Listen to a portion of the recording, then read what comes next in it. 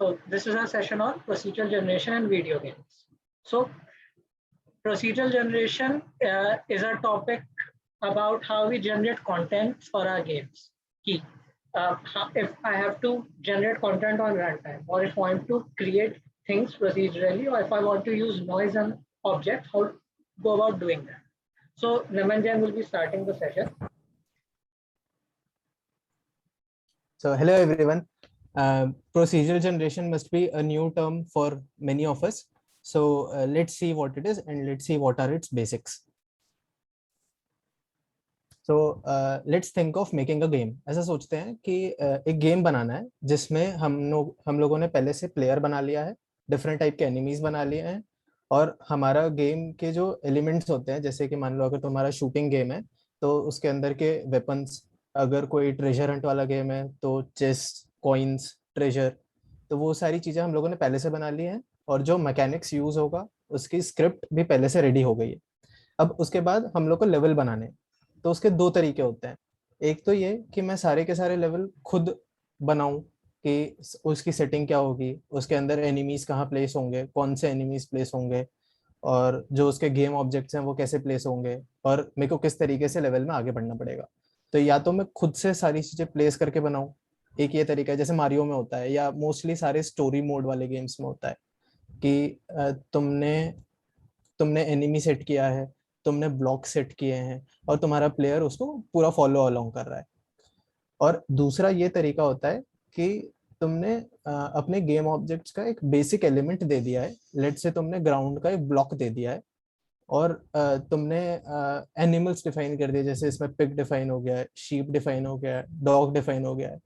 तो तुमने अपने गेम ऑब्जेक्ट्स का एक बेसिक एलिमेंट दे दिया है, और जो तुम्हारा कंप्यूटर है वो एक एक सेट एल्गोरिदम यूज करके उसको अपने आप रिप्रोड्यूस करता है, जैसे हमारा प्लेयर प्रोग्रेस करता जाता है। मतलब तुमको लेवल्स खुद से नहीं बनाने, अब तुमने खाली बेसिक एलिमेंट डिफाइन किया है, तुमने एक सेट एल्गोरिदम डिफाइन किया है, and through procedural generation it is making its own levels, and this is used in making video games, in film and television industry also, and in graphic texturing also. So मैं mostly Hindi follow करूंगा, तो अगर आप लोग को कोई किसी को भी गेम डेवलपमेंट सोसाइटी का हो रहा है, देखिए किसी को भी कोई भी इशू हो तो प्लीज मेरे को बोलना, मैं इंग्लिश में भी फॉलो अलोंग कर सकता हूँ, ठीक है। तो वाई यूज प्रोसीजरल जनरेशन। अब बात आती है कि प्रोसीजरल जनरेशन क्यों करना चाहिए, तो उसका बेसिक आइडिया तो मैंने आप लोग को दे दिया है। तो क्या ऑडियंस में से कोई बोलना चाहेगा कि प्रोसीजरल जनरेशन हमें क्यों करना चाहिए? कोई भी बेसिक सा आइडिया रॉ। बड़े गेम में काम कम हो जाएगा। बहुत अच्छा, क्यों कम हो जाएगा? क्योंकि हमें फिर बार बार सारी स्टेजेस डिफाइन नहीं करनी पड़ेगी, वो कंप्यूटर खुद ही एल्गोरिथम यूज करके बना सकता है। मजा आ गया यार, समझ आ गया तुमको, तो ठीक है। तो बेसिकली यही होता है। तो अब उसका रीजन क्या है? Because computers are machine, and किसी ने बहुत खूब कहा है, machine is anything that reduces human effort, also we are smart so we save time, right. अब हमें ये समझ आ गया है कि हमने कुछ बेसिक एलिमेंट्स डिफाइन कर दिए है, अब हमें उसको रिप्रोड्यूस करना है। अब उसको रिप्रोड्यूस खाली कॉपी पेस्ट तो मैं कर नहीं सकता, तो वो तो डुप्लीकेट हो जाएगा। मेरे को लेवल्स बनाने हैं और उसमें हर बार कुछ नया दिखाना है, तो I cannot tell computer to just reproduce those basic elements. तो मेरे को कुछ रैंडमनेस इंट्रोड्यूस करनी पड़ेगी, जिसका कोई सेट पैटर्न नहीं है। अब वो रैंडमनेस कौन बनाएगा? मैं तो नहीं बनाऊंगा, मैं कंप्यूटर को बोलूंगा बनाने को। अब कंप्यूटर जो रैंडमनेस बनाता है उसमें कुछ इश्यूज होते हैं। कंप्यूटर जनरेटेड ग्राफिक्स, मतलब कंप्यूटर जनरेटेड एरर्स, और more specifically computer generated graphics, क्योंकि हम लोग इसमें जो इम्प्लीमेंटेशन है हमारे प्रोसीजरल जनरेशन का, वो आपको ग्राफिक्स के थ्रू बताएंगे। तो उसमें कुछ इश्यूज होते हैं। कंप्यूटर तो हाईली परफेक्ट होता है, आप उसको जो भी कमांड दोगे वो बिल्कुल वही फॉलो करेगा। तो ऐसा ही एरर और रैंडमनेस क्रिएशन में भी होता है कि उसको कोई सेट इंस्ट्रक्शन चाहिए तो वो उसको फॉलो करता है। वो खुद ब खुद आपको रियलिस्टिक टच नहीं देता। जो ग्राफिक्स कंप्यूटर बनाता है वो बहुत ज्यादा स्मूथ होते हैं, बिल्कुल परफेक्ट होते हैं, लेकिन जो रियल वर्ल्ड होता है वो फुल ऑफ इम्परफेक्शंस होता है, और उसको सिमुलेट करने के लिए हम प्रोसीजरल जनरेशन का यूज करते हैं।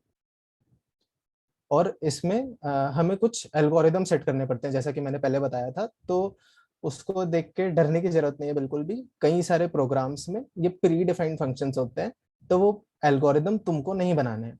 ब्लेंडर के अंदर तुम जब टेक्सचर्स क्रिएट करते हो तो उसके अंदर प्री डिफाइंड फंक्शंस होते हैं इन एल्गोरिदम को सेट करने के लिए, जिससे कि वो नेचुरल लुकिंग रैंडमनेस आ सके और तुम्हारा प्रोसीजरल टेक्सचरिंग बन सके। जैसे कि लेट्स से तुम्हें एक स्टोन बनाना है। अब स्टोन के लिए एक बेसिक गेम ऑब्जेक्ट क्या लेंगे, एक स्फीयर लेंगे ब्लेंडर के अंदर, जिसमें कोई इम्परफेक्शन नहीं है, एकदम परफेक्ट है, बिल्कुल स्मूथ है। और इसमें जब मेरे को कुछ रियलिस्टिक फील देना है, जिससे कि ये रियल वर्ल्ड जैसा रिजेंबल करे, तो मैं इसके अंदर कुछ नॉइज डालता हूँ। नॉइज मतलब कंप्यूटर साइंस की लैंग्वेज में जो तुम्हारी रैंडमनेस है वो नॉइज कहलाती है। तो जो मेरा परफेक्ट एकदम स्फीयर था उसमें मैंने कुछ नॉइज ऐड की, तो वो फिर भी मेरे रियल वर्ल्ड जैसा रिजेंबल कर रहा है। और ऐसा ही है नीचे वाले एग्जांपल पे भी, कि तुम्हारे पास एक डर्ट बॉल है और उसमें जब मैं उसको उसमें रैंडमनेस इंट्रोड्यूस करता हूँ प्रोसीजरल टेक्सचर के थ्रू, तो वो कुछ ऐसी दिखती है। तो इसमें फील हो रहा है हमको कि जो ब्लैक वाला पार्ट है और जो ब्रॉन्ज वाला पार्ट है वो कुछ कुछ डिफरेंट टेक्सचर है उसका, कि उसमें कुछ क्रेटर्स टाइप बने हुए हैं। तो ह्यूमन लिमिटेशंस के कारण हम लोग को प्रोसीजरल टेक्सचरिंग काफ़ी फायदेमंद है, कि ये हमारा टाइम बहुत ज़्यादा सेव होता है। काफ़ी लेबोरियस होता है एक एक लेवल को बनाना, एक एक टेक्सचर को वाइड स्केल पे बनाना। और वो जो टाइम हम बचाते हैं हमारे डेवलपर्स के लिए, वो हम कोई और अदर अच्छे फीचर्स डालने में यूज़ कर सकते हैं, कि जिससे कि हमारा गेम ज़्यादा इंटरेस्टिंग बने और हमारा गेम प्ले का एक्सपीरियंस ज़्यादा अच्छा बने। लेट्स फोकस ऑन डेवलपिंग मोर।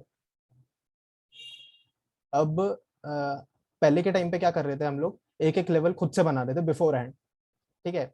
और सोच रहे थे कि कौन सा लेवल कहाँ डालूं, क्या क्या चीजें डालूं, किस तरीके से लेवल बनाऊं। अब ये सब चीजें कुछ दिक्कत नहीं, अब डेवलपर सोच रहा है कि let me add other features, है ना, आफ्टर नोइंग प्रोसीजरल जनरेशन। तो अभी तक हमें यह पता चल गया है कि हमने एक बेसिक एलिमेंट दिया था, उस बेसिक एलिमेंट को मेरे को वाइड स्केल पे रिप्रोड्यूस करना है। अब उसके लिए मैं डुप्लीकेट तो कर नहीं सकता, तो मैं उसमें रैंडमनेस डालता हूँ प्रोसीजरल जनरेशन के थ्रू। अब प्रोसीजरल जनरेशन क्या होता है, तो इसके लिए हमें दो टर्म समझनी पड़ेगी। एक होता है रैंडम जनरेशन, एक होता है procedural generation. Random generation is like, तुमको कोई भी बोल रहा है कि रैंडम नंबर्स बना के दो, तो तुम उसको बिना कोई पैटर्न के रैंडम नंबर्स क्रिएट करके दे रहे हो, तो that is random generation. Let's say तुमको एक डंजन क्रॉलर बनाना है, उसमें डिफरेंट टाइप के रूम्स होते हैं। जैसे मान लो एक हो गया फॉरेस्ट, एक हो गया डेजर्ट, एक हो गया फ्रोजन। तो ये तीनों टाइप के रूम्स तुमने पहले से क्रिएट कर लिए। उसमें किस टाइप के एनिमीज होंगे वो तुमने पहले से बना लिए, किस टाइप की सेटिंग होगी वो तुमने पहले से बना ली, और किस तरीके के उसका गेम प्ले होगा वो तुमने पहले से क्रिएट कर लिया। अब रैंडम जनरेशन के थ्रू वो गेम क्या कर रहा है, वो खाली अरेंज कर रहा है कि तुम पहले फॉरेस्ट के थ्रू गए, उसके बाद तुम डेजर्ट के थ्रू गए, उसके बाद तुम फ्रोजन एरिया में गए। तो वो उसको रैंडमली ऑर्डर उसका डिफरेंट कर देगा, बाकी जो अंदर की चीज है वो तुम पहले से क्रिएट कर रहे हो। So that is random generation, जिसका कोई सेट पैटर्न नहीं है। और इसमें डेवलपर के पास बहुत कंट्रोल है, क्योंकि जो लेवल है वो डेवलपर खुद बना रहा है। तो इसलिए जैसे मान लो तुम सीओडी खेलते हो, तो सीओडी के अंदर जो एनिमी आ रहे हैं जहाँ से, वो पोजीशन डिफरेंट हो सकती है, लेकिन जो बनाया है, जो सेट किया है, वो तो डेवलपर ने सेट किया है। तो अगर तुम उसको फिर से खेलोगे तो उसका रिप्लेबिलिटी थोड़ा कम होगा, क्योंकि फाइनली जो एनिमीज आ रहे हैं और जो लेवल का प्रोग्रेस है वो तो सेम ही है। तो दिस इज रैंडम जनरेशन। और एक है प्रोसीजरल जनरेशन। अगर किसी ने माइनक्राफ्ट खेला है तो उसको बहुत ज्यादा रिजेंबल कर रहा होगा, कि प्रोसीजरल जनरेशन में तुम्हारे पास कुछ कुछ बेसिक एलिमेंट्स होते हैं। जैसे ट्री है तो उसका वुड का एलिमेंट दे दिया, ग्राउंड है तो ग्राउंड का एक एक ब्लॉक दे दिया। तो उसके सारे जो बेसिक एलिमेंट्स होते हैं वो मैं पहले से बना देता हूँ, और उसके बाद जो मैं एल्गोरिदम सेट करता हूँ उसके थ्रू वो अपने आप अपना वर्ल्ड मैप बनाता है और अपने आप अलग अलग जगह पर अलग अलग चीजें क्रिएट करता है। मैं खुद से कुछ नहीं करता, मैं सिर्फ बेसिक एलिमेंट दिया हूँ, बाकी सारी चीजें अपने आप हुई है। और इसके अंदर डेवलपर का बहुत कम कंट्रोल होता है। ये एक इसका ड्रॉबैक भी कह सकते हो आप, कि और इसका एडवांटेज भी कह सकते हो कि हमें कुछ करना नहीं पड़ा, और हर बार इसका एक नया फील होगा। तुम सेम लेवल खेल रहे हो, तुम्हें कुछ नया देखने को मिलेगा। तो प्रोसीजरल जनरेशन का ये फायदा भी कह सकते हो, ड्रॉबैक भी कह सकते हो। अब रैंडम जनरेशन के अंदर तुम बिल्डिंग ब्लॉक्स खुद बना रहे हो। बिल्डिंग ब्लॉक्स हमेशा डेवलपर को खुद ही बनाने पड़ते हैं, चाहे वो कैसा भी गेम हो। तो बिल्डिंग ब्लॉक्स डेवलपर ने बनाए, उसके बाद उन ब्लॉक्स को यूज करके जो कस्टम लेवल्स हैं वो भी डेवलपर खुद बना रहा है इन रैंडम जनरेशन। अब उन लेवल्स को अरेंज करने का काम एल्गोरिदम कर रहा है to make that game complete. यह है रैंडम जनरेशन। अब प्रोसीजरल जनरेशन में क्या हुआ कि बिल्डिंग ब्लॉक्स तो हमेशा डेवलपर बना रहा है, उसके बाद जो लेवल्स है वो भी एल्गोरिदम ने बनाए, और जो कंप्लीट गेम है उन लेवल्स को यूज करके वो भी एल्गोरिदम ने बनाया। मतलब यहाँ पर मैंने खाली बिल्डिंग ब्लॉक्स बनाए। तो this is the main advantage. तो अभी तक आप लोग को ये पता चल गया कि मेरे को एक बेसिक एलिमेंट था मेरे पास, मेरे को उसको वाइड स्केल पे बनाना था। तो मैंने उसके लिए उसमें सोचा कि उसको डुप्लीकेट कर नहीं सकता, तो उसमें रैंडमनेस डालते हैं। रैंडमनेस में ट्रूली रैंडमनेस तो डाल नहीं सकता, तो मैंने प्रोसीजरल जनरेशन यूज किया जिससे कि मैं उसमें उसको इंटरेस्टिंग बना सकूं, और उसमें मेरे को ज्यादा मेहनत ना करनी पड़े। अब इसका ये सेकंड एप्लीकेशन है कि फिल्म एंड टेलीविजन इंडस्ट्री में मतलब जिसने अभी कोविड के टाइम पे जरूर देखी होगी डीडी नेशनल पे रामायण या महाभारत, उसमें जो जंग वाला सीन होता है, उसमें आर्मी विलन की और हमारी दोनों में रियलिटी में उन्होंने लोगों को बुलाया था एक्टिंग के लिए, और उनको गदा और तलवार देकर के सही में लड़ाई करवाई थी। एक वो टाइम था, और एक लॉर्ड ऑफ द रिंग्स का टाइम था जिसमें प्रोसीजरल जनरेशन इंट्रोड्यूस की थी उन्होंने फिल्म इंडस्ट्री में।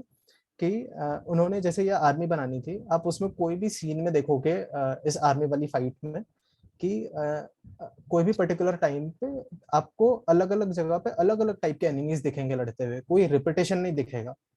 तो दे यूज प्रोसीजरल जनरेशन कि किस तरीके से मैं इस पूरी आर्मी में, तो इस एरे में मैंने अलग अलग जगह पे अलग अलग टाइप के एनिमी के चंक्स डाल दिए, और उसके बाद उनको मैं रैंडमनेस के साथ प्रोसीजरल जनरेशन के थ्रू इस पूरे स्केल पे बना देता हूँ।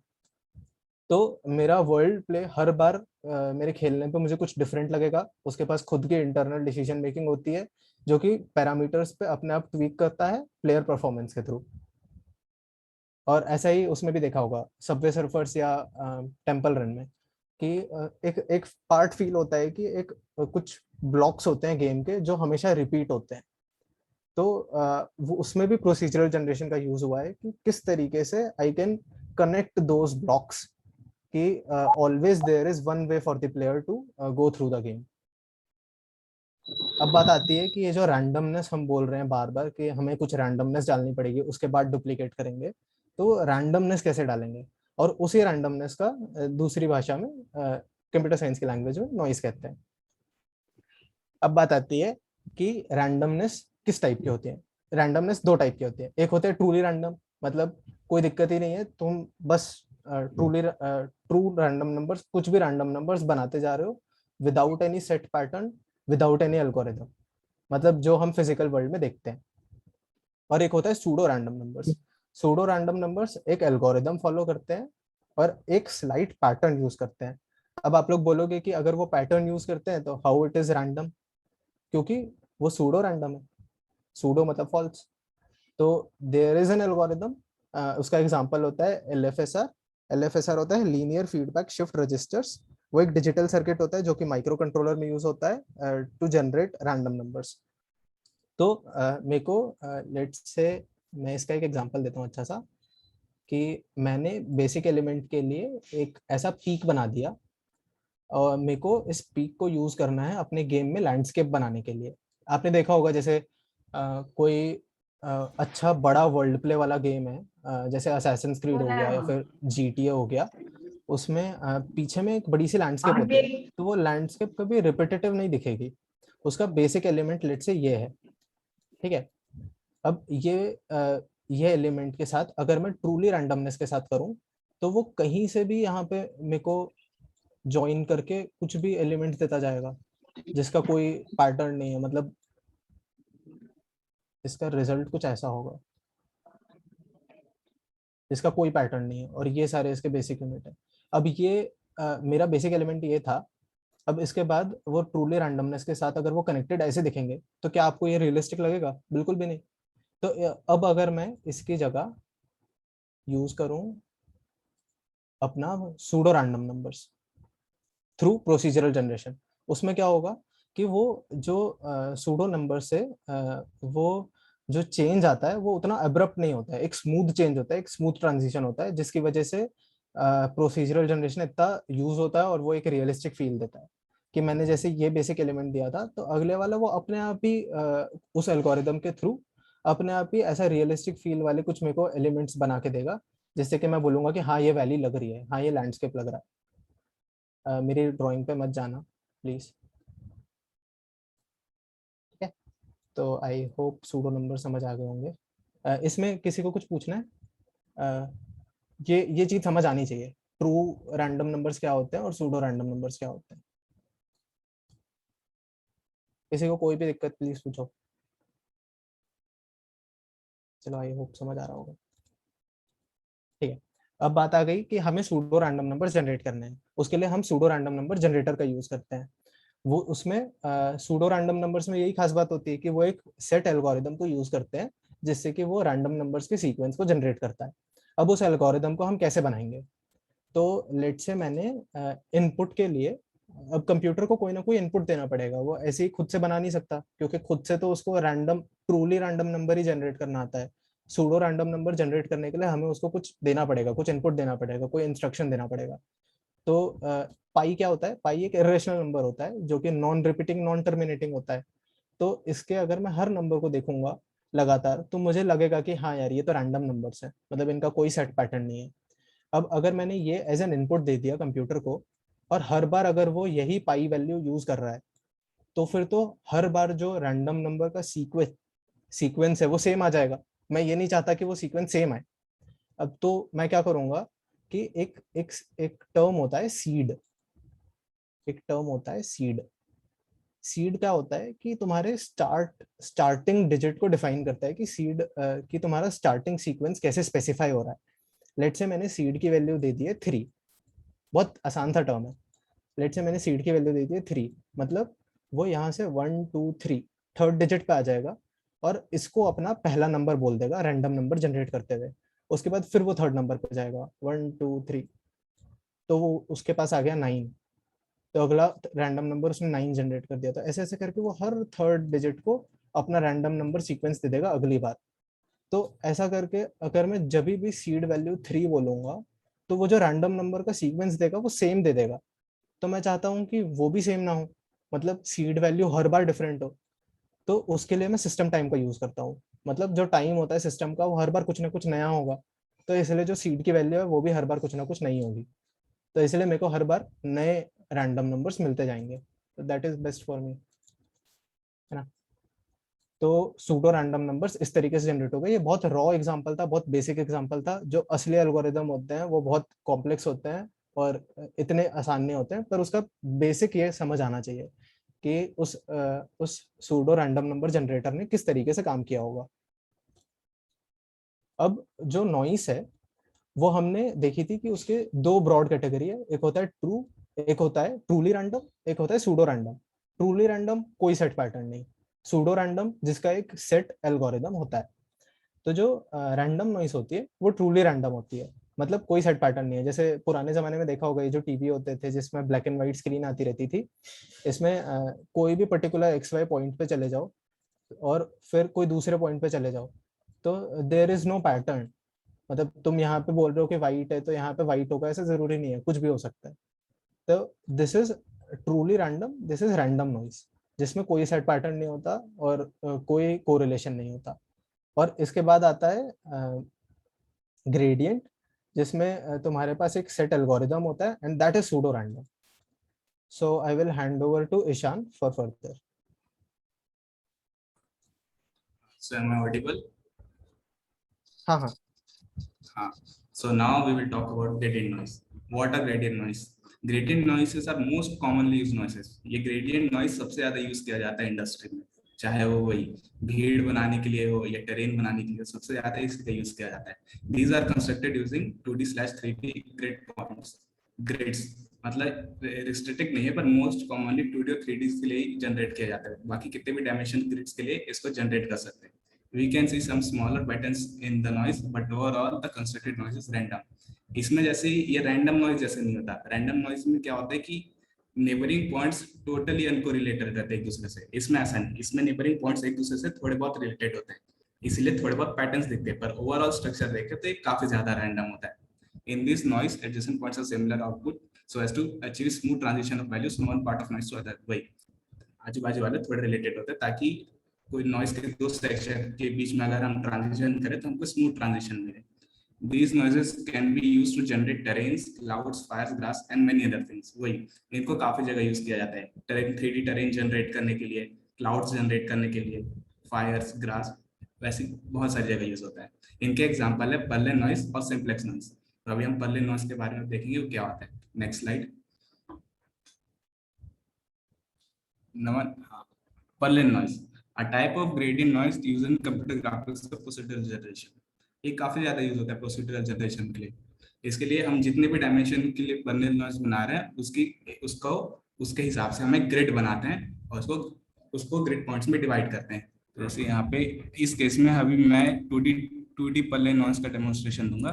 तो भाई जैसे ही मान लेते हैं हमको इमेज बनानी है 2D पर्लिन नॉइस की, तो मैं ऐसी ये हमारी इमेज है और इसको मैं ग्रिड्स में बांट दूंगा।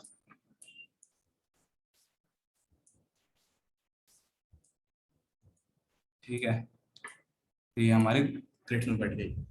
ठीक है, each grid point has some random direction vector related to each. और जो हर एक ग्रिड पॉइंट है, हर एक ग्रिड पॉइंट को मैं एक रैंडम नॉर्मलाइज्ड वेक्टर दे दूंगा। नॉर्मलाइज्ड वेक्टर मतलब उस वेक्टर का मॉड्यूलस 1 है। हर ग्रिड पॉइंट के पास ऐसी एक नॉर्मल रैंडम वेक्टर होगा किसी भी कोई भी डायरेक्शन में। सही है। फिर अब हमको इसको वैल्यूज असाइन करनी है, पिक्सल हर के इस मैप के हर एक पिक्सल को एक वैल्यू असाइन करनी है जो कि रैंडम होनी चाहिए, पर वही स्मूथली रैंडम होनी चाहिए। तो इसके लिए हम क्या करेंगे, जैसे ही मान लेते हैं मेरे को यहाँ पे कोई एक पिक्सल है, इसके लिए वैल्यू पता करनी है कि इसको मैं क्या वैल्यू असाइन करूंगा। तो मेरे पास अभी क्या क्या है, मेरे पास इमेज के डायमेंशन है यहाँ पे 0,0, इमेज की विड्थ मान लेते हैं W है तो ये W,0, इमेज की हाइट h है तो ये 0,h और ये W,h है। और मेरे को इस पिक्सल की पोजीशन पता है कि ये x, y पे है। ठीक है, तो मैं क्या करूंगा, मेरे को पहले पता लगाना है कि कौन से ग्रिड के अंदर है। तो मैं वो कैसे पता लगाऊंगा, मेरे को हर एक सेल की साइड पता है कि ये साइड लेंथ मान लेते हैं s है, और मेरे को पता लगाना है कि ये जो पॉइंट है मेरा वो कौन सा ग्रिड में है। तो मैं कैसे पता लगाऊंगा, मॉड्यूलस का यूज करके। तो मैं क्या करूंगा, जो इसका x कोऑर्डिनेट है, x मॉड्यूलस उसका सेल साइज, तो इसकी वैल्यू जो भी आएगी उसके नेक्स्ट ग्रिड में होगा। जैसे इसकी वैल्यू अपने केस में 1 आएगी, 1 मतलब ये सेकेंड है, मतलब सेकेंड कॉलम में, क्योंकि x की वैल्यू, वैसे ही मैं y, उसकी जो y की वैल्यू है उसका मॉड्यूलस ले लूंगा s के साथ, तो उस केस में भी यहाँ पे 1 आएगा और इसका मतलब ये सेकेंड रो है बॉटम से। तो इससे हमको पता चलेगा कौन सा सेल में। इससे हमें पता चला कि हमारा पॉइंट सेकेंड कॉलम में है और सेकेंड रो है फ्रॉम बॉटम। इस तरीके से हमको पता चलेगा कि ये इस सेल में। अब इस सेल को अलग से बना लेते हैं, यहाँ पे हमको पता चल गया सेल क्या है, यहाँ पे हमारा पॉइंट है। ठीक है, सेल पता चल गया। उसके बाद इस सेल के हर एक वर्टेक्स के पास कोई रैंडम वेक्टर होगा। अब हमको क्या करना है, ऑफसेट वेक्टर्स निकालना है। ऑफसेट वेक्टर्स कैसे निकालेंगे, ऐसे वेक्टर्स जिनकी जो टिप होगी वो हमारे पॉइंट की तरफ डायरेक्टेड होगी और उनकी टेल वर्टेक्स की तरफ डायरेक्टेड होगी। ये हमने ऑफसेट वेक्टर्स निकाल लिए। ठीक है, नेक्स्ट क्या स्टेप है, find dot product between the distance vectors and the, मतलब वही find dot product between the offset vectors and random vectors. अब हमको क्या करना है, जो हमने ऑफसेट वेक्टर्स निकाले हैं और जो रैंडम वेक्टर्स है इनका डॉट प्रोडक्ट लेना है। तो वही इन दोनों का डॉट प्रोडक्ट मैं लूंगा और ये इस वर्टेक्स को असाइन कर दूंगा। वैसे ये दो वेक्टर्स का मैं डॉट प्रोडक्ट लूंगा और इस वर्टेक्स को असाइन कर दूंगा। ये दो वेक्टर्स का डॉट प्रोडक्ट लेके इस वर्टेक्स को असाइन कर दूंगा और ये दो वेक्टर्स का डॉट प्रोडक्ट करके इस वर्टेक्स को असाइन कर दूंगा। ठीक है, इंटरपोलेट, अगला step, interpolate between the dot products for all the 4 corners to get random value. अब हम इन चारों डॉट प्रोडक्ट्स के बीच में इंटरपोलेट करेंगे। नेक्स्ट स्लाइड में बताएंगे कैसे होता है। Next slide. हाँ, इसको क्लियर कर देते हैं। हाँ, अब हमारे पास अभी क्या है, हमारे पास फिलहाल क्या है, एक स्क्वायर है हमारे पास एक पॉइंट्स है और डॉट प्रोडक्ट है 4, यहाँ पे यहाँ पे यहाँ पे 4 वैल्यूज की मैंने वैल्यू असाइन की। ठीक है, अब मैं यहाँ पे भी एक कोऑर्डिनेट सिस्टम असाइन कर देता हूँ। इसको मैं 0 0 मान लेता हूँ, इसको 1 0 मान लेता हूँ, इसको 1 1 मान लेता हूँ और इसको 0 1 मान लेता हूँ। ठीक है, हमारे पास ये और ये पिक्सल की मैं मान लेता हूँ x, y कोऑर्डिनेट इस रिस्पेक्ट में, इस स्क्वायर के रिस्पेक्ट में। अब हमको इंटरपोलेट करना है। इंटरपोलेट क्या होता है? बेसिकली इंटरपोलेट क्या होता है? कोई दो फिक्स्ड वैल्यूज के बीच में वैल्यूज, कोई वैल्यू चूज करना।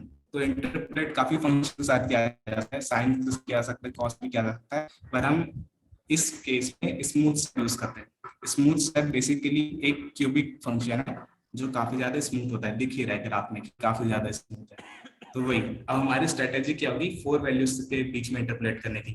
हम पहले क्या करेंगे, कोई भी दो सिलेक्ट करेंगे, कोई भी दो एडजेसेंट सिलेक्ट करेंगे वर्टेक्स, और उसकी जैसे मैंने ये वाला और ये वाला सिलेक्ट किया और उसके इस हाइट के लिए इंटरपोलेशन निकालेंगे। तो मतलब ये पॉइंट और ये पॉइंट के बीच में इंटरपोलेट करके यहाँ की वैल्यू निकालेंगे। सिमिलरली ये पॉइंट और ये पॉइंट के बीच में इंटरपोलेट करके यहाँ की वैल्यू निकालेंगे। अब ये वैल्यू कैसे निकालेंगे? मान लेते हैं यहाँ पे वैल्यू v है, यहाँ की वैल्यू v1 है और यहाँ की वैल्यू v2 है। तो हम v कैसे लिखेंगे? v is equals to v1 plus v2 minus v1 into smooth step और फंक्शन ऑफ y s, मतलब ये स्मूथ स्टेप यही वाला और फंक्शन y, मतलब इसका y कोऑर्डिनेट क्या है। तो इस तरीके से हमको v मिल जाएगा। सिमिलरली इस पॉइंट के लिए भी v मिल जाएगा। फिर हम जब ये दोनों एंड पॉइंट्स के लिए v मिल गया, फिर हम उसको इन दोनों के बीच में इंटरपोलेट करके x यूज करके इस पॉइंट के लिए वैल्यू निकाल लेंगे। ऐसे ही हम एक सेल के अंदर सारे पिक्सेल्स की वैल्यू निकालेंगे और इसी तरह सारे सेल्स की वैल्यू निकालेंगे, और इस तरह हमको हमारा पर्लिन नॉइस मिल जाएगा। ठीक है, अब नेक्स्ट स्लाइड पे चलते हैं। हाँ, ये सब तो ठीक है, हमने नॉइस वगैरह जनरेट कर लिया, पर अभी ये जानना भी जरूरी है कि ओवरऑल ग्राफिक्स रेंडर होती कैसे है। ठीक है, तो वो हम अभी अगले स्टेप में जानेंगे। Next step, next slide. हाँ, तो यहाँ पे हम जानेंगे रेंडरिंग पाइपलाइन के बारे में। तो रेंडरिंग पाइपलाइन बेसिकली ये चीज है कि हमने जब कोई चीज 2D स्पेस या 3D स्पेस में सेटअप की, वो स्क्रीन पे कैसे दिखेगी। तो सबसे पहला स्टेप है सेटअप वर्टेक्स डेटा। हम पहले वर्टेक्स डेटा सेटअप करते हैं कि हमने जैसे मान लेते हैं हमारे 3D स्पेस में ट्रायंगल बनाया है। ट्रायंगल के क्या, ट्रायंगल को हम कैसे रिप्रेजेंट करेंगे, कोई भी 3 वर्टेक्स से। तो वही वर्टेक्स डेटा वही है कि वो तीनों वर्टेक्स की पोजीशन क्या है, उनका रोटेशन क्या है, स्केल क्या है, ये सब। हाँ, क्वेश्चन है won't linear interpolation be simpler. हाँ, लीनियर इंटरपोलेशन सिंपल होगा, पर वो डिजायर्ड हमको इफेक्ट नहीं मिलेगा। जैसे मान लेते हैं हमको टेरेन बनाना है, हमको पहाड़ पहाड़ बनाना है टेरेन में, तो वही अगर हम लीनियर इंटरपोलेशन यूज करेंगे तो स्लोगन सीधा हो जाएगा। हमको वो नहीं चाहिए, हमको क्यों चाहिए होगा कोई, इसीलिए हम स्मूथ फंक्शंस यूज करते हैं ताकि हमको इवनली चीजें मिले। आप चाहे वही कोई भी फंक्शन यूज कर सकते हैं, मैं बोला ना ज्यादातर वही यूज करते हैं, पर आपको आप इंटरपोलेटिंग फंक्शन यूज कर सकते हैं, साइन कॉस सब चलता है। ठीक है, तो वही यहाँ वापस आते हैं इसमें सेटअप वर्टेक्स डेटा। तो वही पहले हम वर्टेक्स वगैरह पहले वही वर्टेक्स डेटा लेते हैं, उसके बाद नेक्स्ट स्टेप आता है वर्टेक्स शेडर। वर्टेक्स शेडर क्या आता है, हमारे पॉइंट्स 3D स्पेस में तो कैमरा, ठीक है। तो जैसे कोई भी X Y Z value vertex की कैमरा स्पेस में लेना, मतलब हमारी जो स्क्रीन पे 2 डायमेंशनल स्क्रीन पे उसको उसका पोजीशन काम करता है। उसके बाद जाते हैं असेंबली में। शेप असेंबली में जो हमारे उनसे शेप है, जैसे ट्रायंगल में सीधे से उसने शेप किया। ठीक है, उसके बाद अगला हाँ, उसके बाद अगला ज्योमेट्री, उसके बाद अगला स्टेप है geometry shader. Geometry basic shapes को और ज्योमेट्री देता है, और ज्यादा वर्टेक्स उसमें ऐड करता है, और ज्यादा एजेस उसमें ऐड करता है। उसके बाद अगला स्टेप है रेस्टराइजेशन। रेस्टराइजेशन बेसिकली वर्टिसेस और एजेस से पिक्सेल्स बनाता है, जो पिक्सेल्स हमको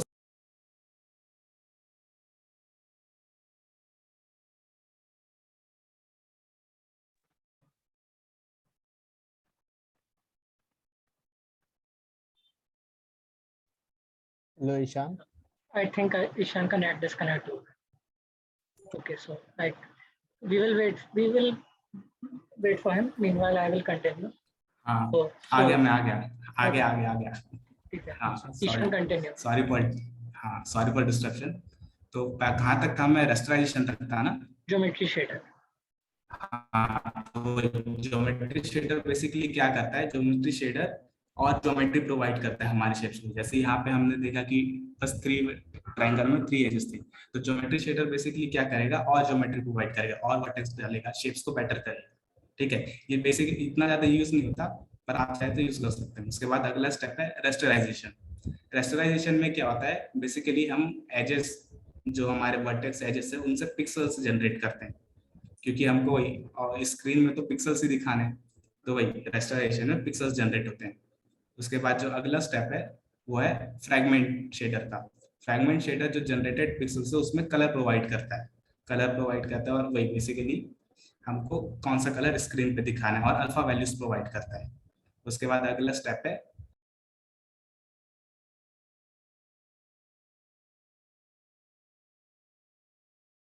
I think he disconnected again.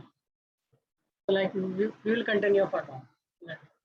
Okay, so we have found fragment shader.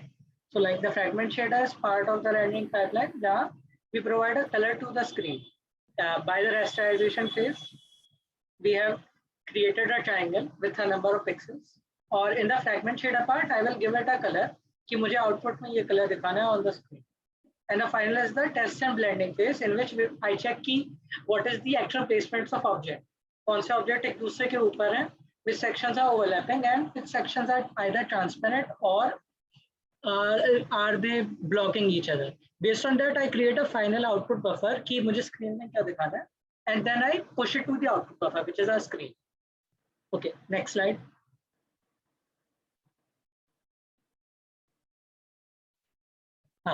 Shaders. So what are shaders? Shaders are programs which run on your GPU in the multiple phases of the rendering pipeline. Main 3 shaders हम लोग use कर सकते हैं: vertex shader, geometry and fragment. Main two are vertex shaders and fragment shaders. So like shaders are attached to a particular object or vertex data, and they run for those vertices. So what is your vertex shader? What Ishan said. It is a part of the shader which takes our vertex data and gives out some points in pixel space. अगर मैं 3 point देता, let's say I want to draw a triangle जो point x y z पे है 3D space, and I have a camera जो किसी और point पे है, it has some orientation. Based on that, I will do some calculations and give some final pixel points कि मेरा triangle actual अपनी screen में कहाँ lie करना है. I will divide my screen in form of a grid from -1 to 1 along x and y axis, and I will give some final points कि कौन से points पे it will lie and what will be the pixels which will be generated during the rasterization phase. After that, I will run the fragment shader. This runs for all of your pixels inside that triangle. So in the fragment shader, most of the things that I do is calculations about the color. Ki what will be the final color of this pixel, and I will output that. So that pixel will finally be displayed upon my screen. Okay, next slide. So textures. So textures is key. What will be our output? So mostly all the rendering pipelines use an internal texture buffer. Ki they will render all the objects into a texture and show it to your screen. So textures are basically 2D array of pixels along the x and y axis. Each cell of that texture is a pixel, and pixel is simply a color value in the format of RGBA. RGBA here means is red, green, blue, and alpha. So the RGB values of a pixel is the color aspect of it. Ki what is the actual color in general terms. So the first channel is red, then green, then blue. And I have 2 formats of showing these values. Either the integer format, which runs from 0 to 55, or the float format, which runs from 0 to 1.0. So how do you generate colors out of this? So let's say I have a color 1, 1, 1, which is the first one that we have given. That means I have complete contribution of all the colors. Red, green और blue में मेरी values full है, So it will, मेरा final color will be a combination of all of these. So that will be white. और मुझे अगर इसे दूसरे फॉर्मेट में दिखाना है, I will write it as 255, 255, 250. Similarly, if I give a color 000, that means मेरे किसी भी कलर का contribution नहीं है. So इसका मतलब है black color. And I can alter the color values of the individual channels to gain different colors. Like 100 is red, 010 will be green, and 001 will be blue. Okay. And finally is the alpha channel. The alpha channel checks whether our object has some alpha value or not. Alpha here means transparent. If alpha value is 0, that means our object is completely transparent. Agar 1 hai, that means it is completely opaque. Okay, so next slide. So the shading language that we are going to use is GLSL, the OpenGL shading language. So GLSL is very similar to C. You don't have classes, etc. You have structs, you have functions, you have explicit typecasting, and some custom data types and some custom functions. The custom data types that are most useful are the vectors, which is vector 2, vector 3, vector 4. Vectors are a struct of some values, जैसे vector 2 is x and y. इन दोनों का structure is called vector 2. XYZ format का एक structure is called vector 3. मेरे पास 3 float values. That is a vector 3. Similarly, I have matrices, which is mat2, mat3, and mat4. These are square matrices of 2 by 2, 3 by 3, and 4 by 4. So like a 2 by 2 matrix मतलब हो सकता है 4 float values. That is can be A, B, C, D.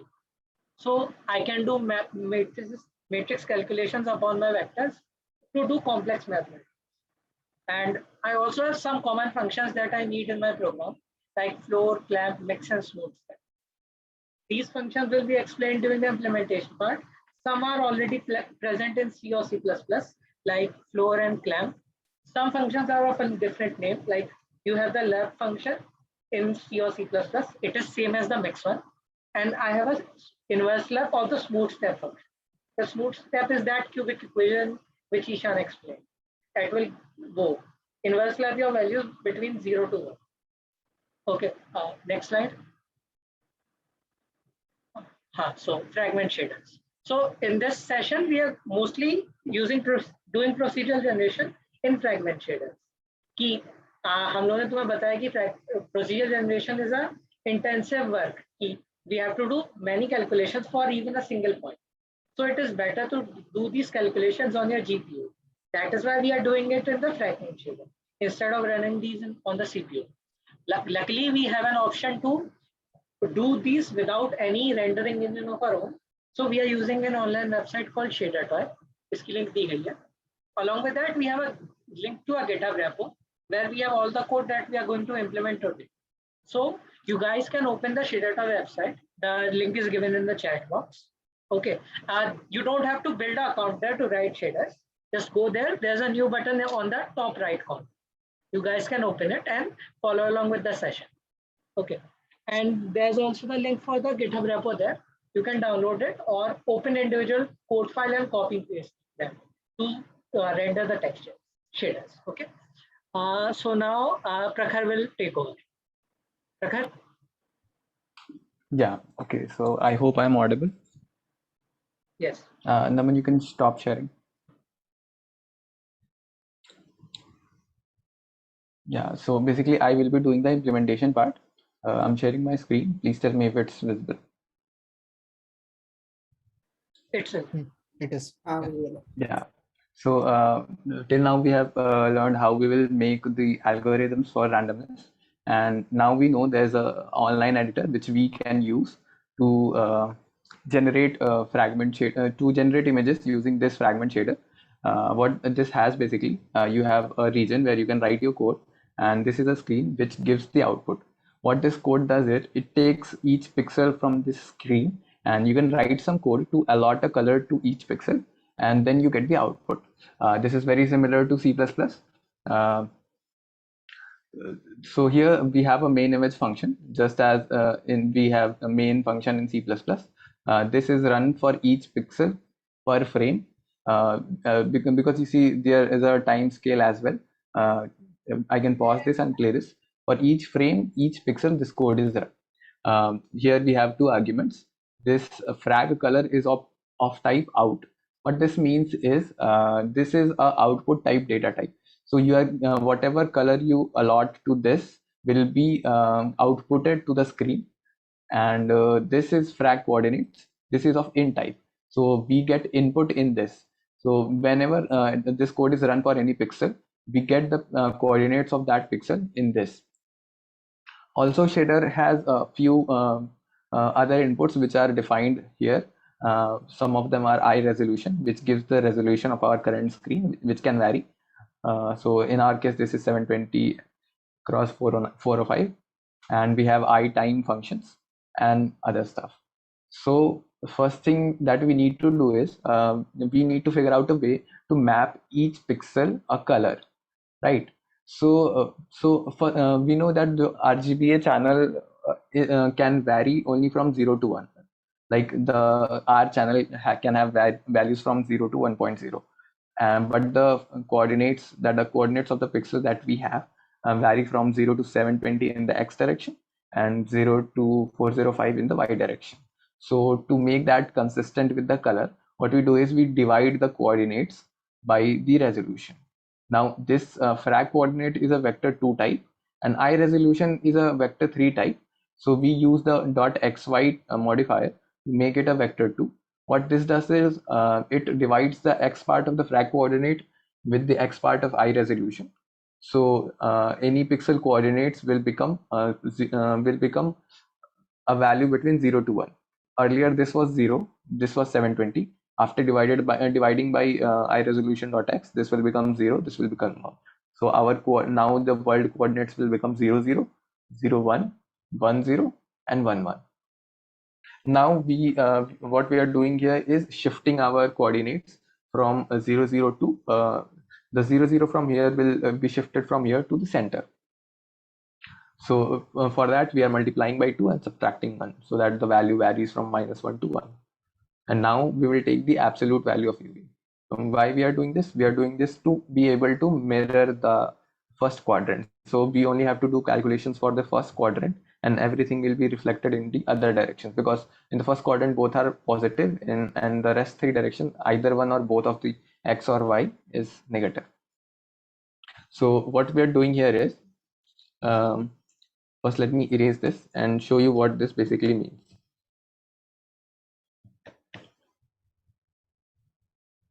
So if I do this and run this, what this does is it takes every pixel and allots it a constant color of 0, 0, 0. So every pixel in this screen becomes 0. So we see it all black.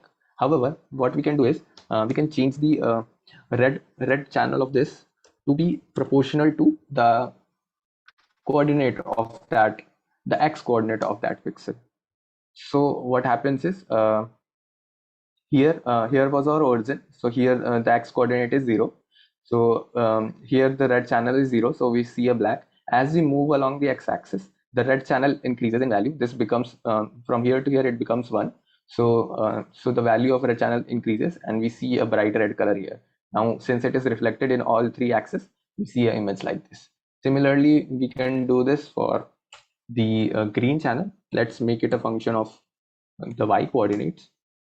So now as we move along Y axis, the green channel increases and we see more of a green color. And if we move diagonally, we are increasing red, sorry for the disturbance, red and green channel as well. So we get a mixture of this. Now what one more thing that we can do is use the time coordinates. Using time coordinates basically means is you are using this value which we see here when I play this. So if I do sin I time, but the problem is sine varies from -1 to 1, but we can use value for blue channel only from 0 to 1. So we just add 1 to it,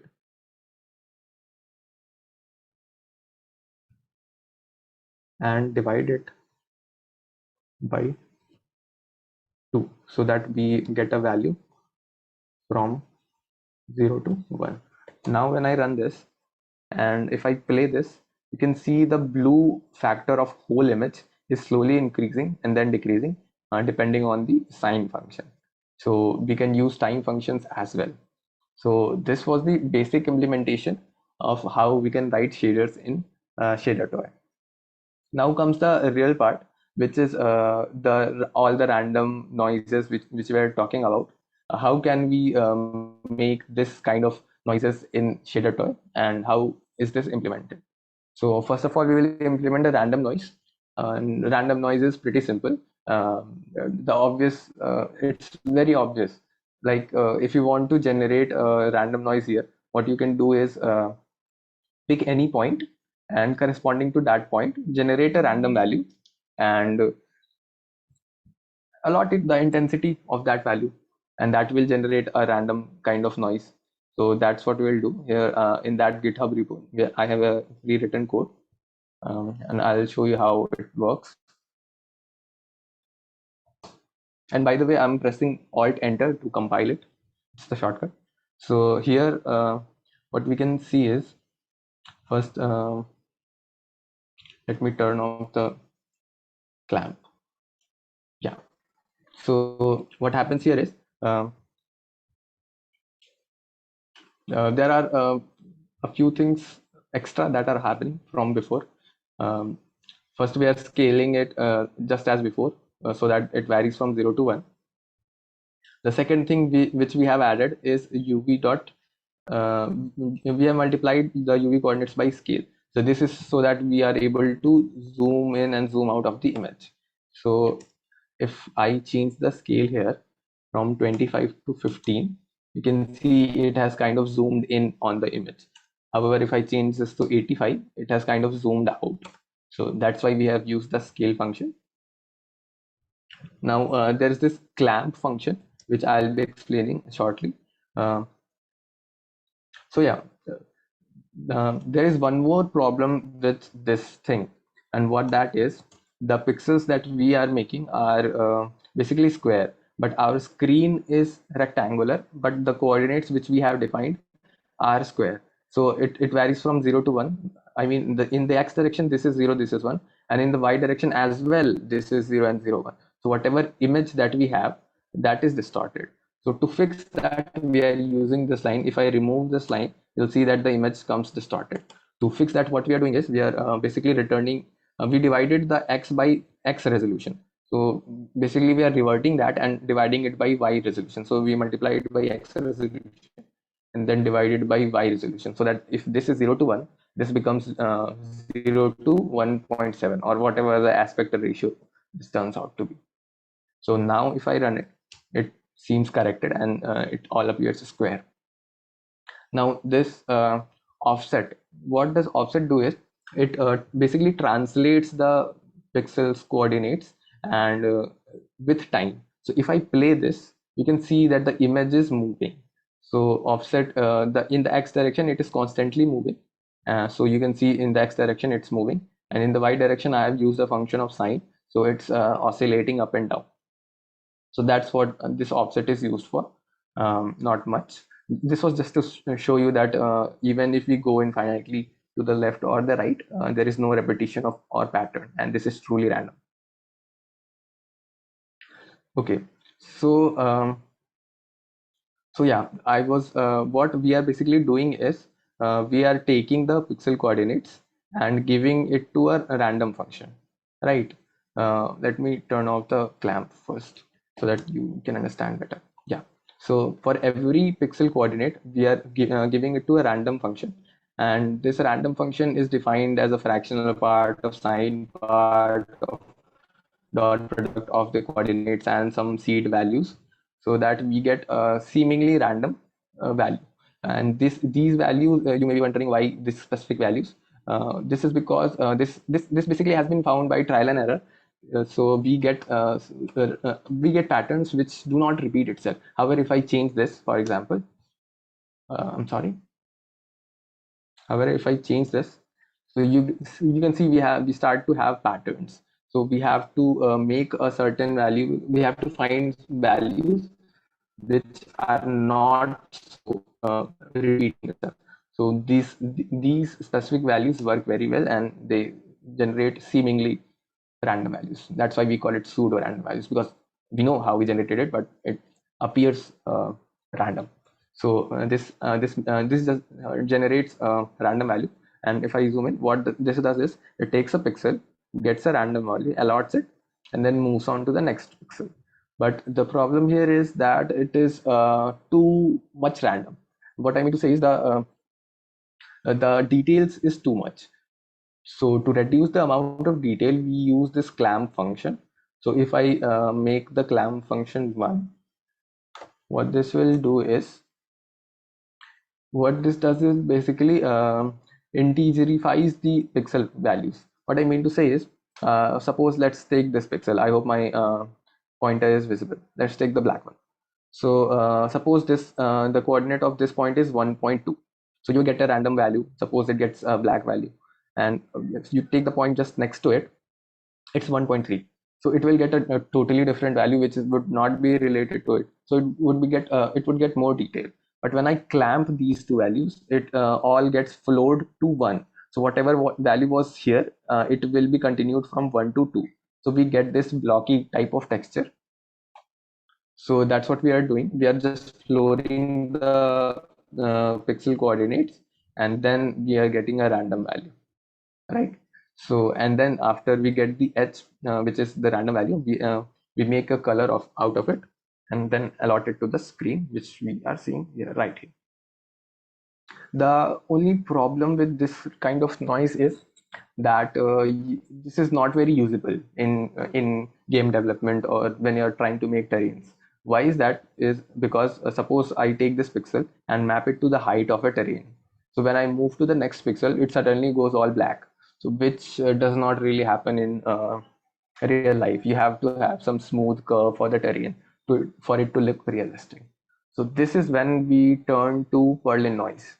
Perlin noise, it also is random, but on a short range, it has some interconnectivity with pixels around it.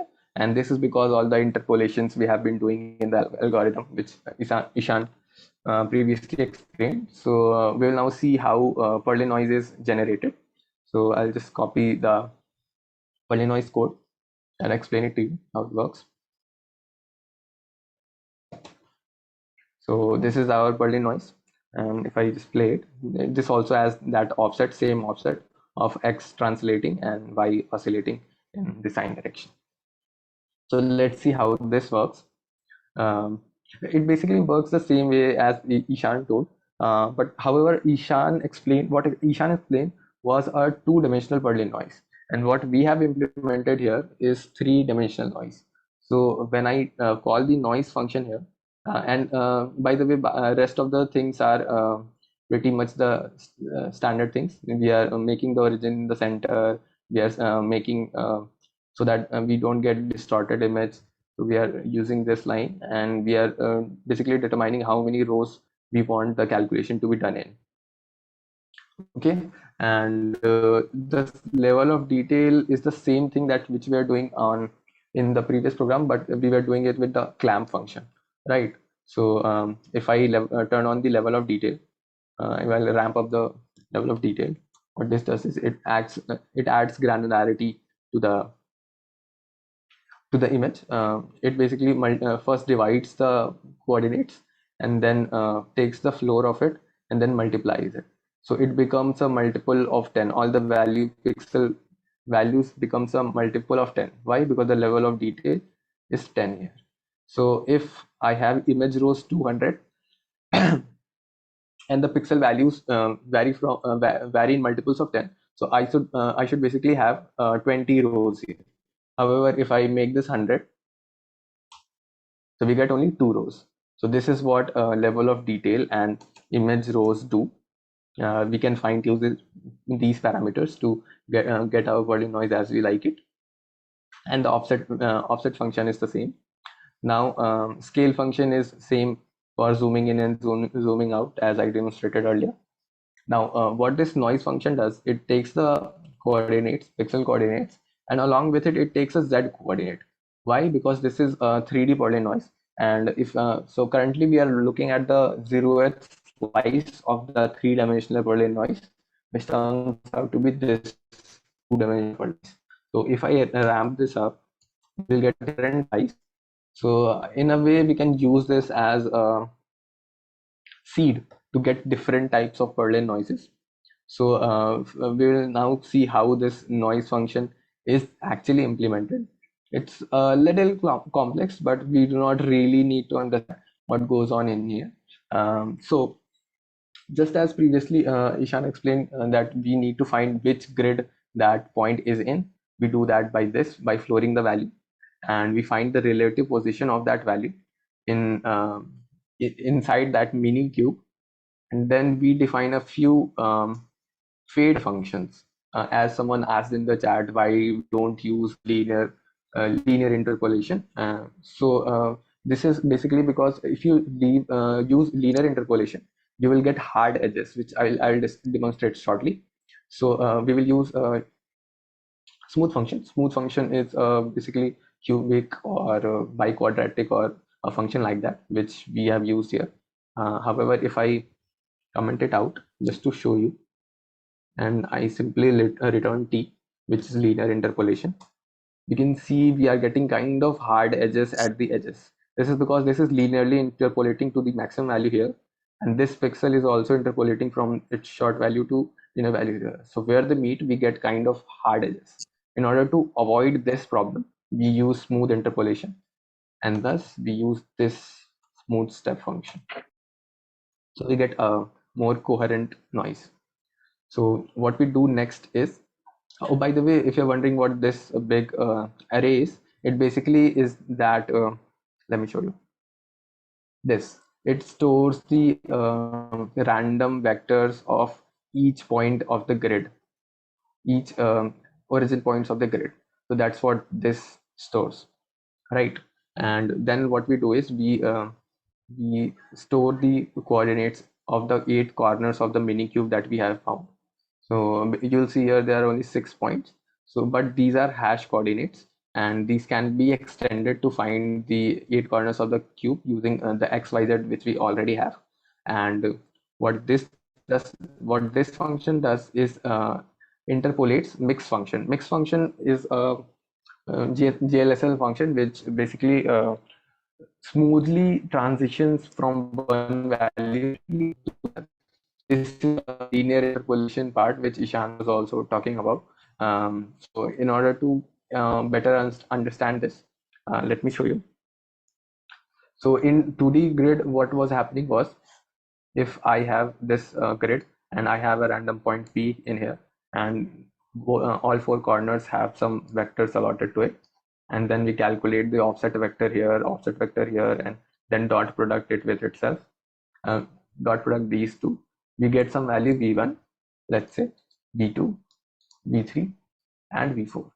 To get the final result of what the intensity will be here at point P, what we do is we interpolate these 2 points to get the intensity here, and then we interpolate these 2 points to get the intensity here, and then finally we do interpolation from these 2 points to get to here, which will give the final intensity of point P.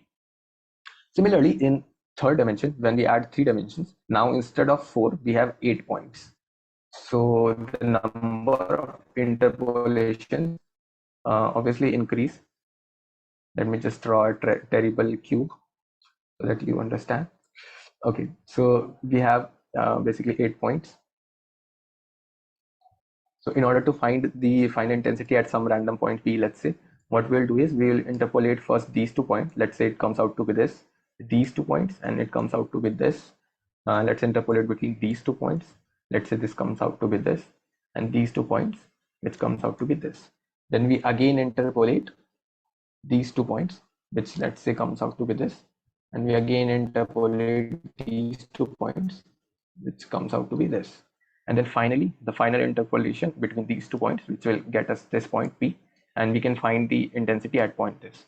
So in 2D, we were using 3 interpolations, but in 3D, we will have to use 7 interpolations. You can count that, right? So this is what this function does. You don't really need to understand this. You can just copy paste this code but you can verify 1, 2, 3, 4, 5, 6, 7. So we are doing 7 interpolations, and finally the result varies from -1 to 1, and to make it from 0 to 1, we add 1 and divide it, varies from 0 to 1. And then finally we return that noise value and we allot it to the color and then output it, and this is the output we get. So this was the Perlin noise, and if you don't get the full algorithm, that's not really a big deal. All you need to understand is these parameters and how you can use them to fine tune your Perlin noise, right? And the rest of the code you can use, which we will be doing in the further implementations, right? So moving on. Yeah. So what we have done is, and obviously what you can notice here is you can use this for building terrains, right? You can already see terrain like structures. If I zoom in a little bit, you can see more less steep of a curve. Okay, I just zoomed out. Yeah. So when you see this, you can see these can be the hills and the dark parts can be the ridges, right? So this can be used as a terrain. So this is why this meme, I hope you understand it now. So coming on to the next type of noise, which is octave noise. Now this seems even more interesting. Why is that? This looks like clouds, and the obvious implementation comes to mind is we can make clouds and all kinds of stuff with this. And in the end, we will be making a few very interesting shaders. So stay tuned. I'll give you a little sneak peek of what we will be making. Right. So what is octave noise? I'll just let me just copy the code.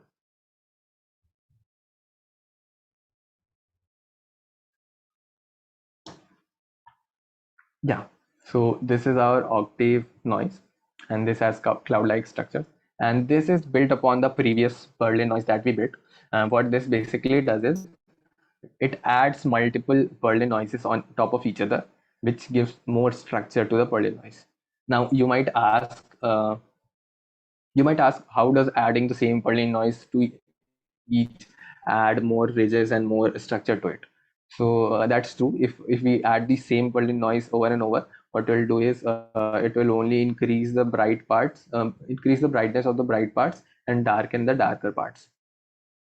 So to avoid that, what we do is in each pass that we add a new Perlin noise, we increase its frequency, that is the fineness of the structure of the Perlin noise, and we decrease its amplitude, I mean the overall brightness, which in the first pass it can vary from let's say -1 to 1. In the next pass it might vary